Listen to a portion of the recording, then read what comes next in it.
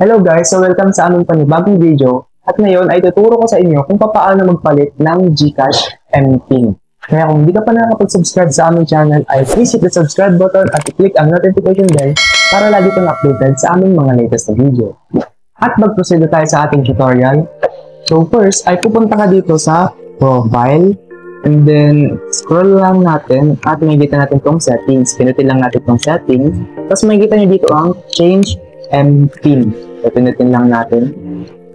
Example ay ilagay nyo yung current MPIN nyo. For example ay So dito, ilalagay nyo yung new MPIN nyo. So for example ay 7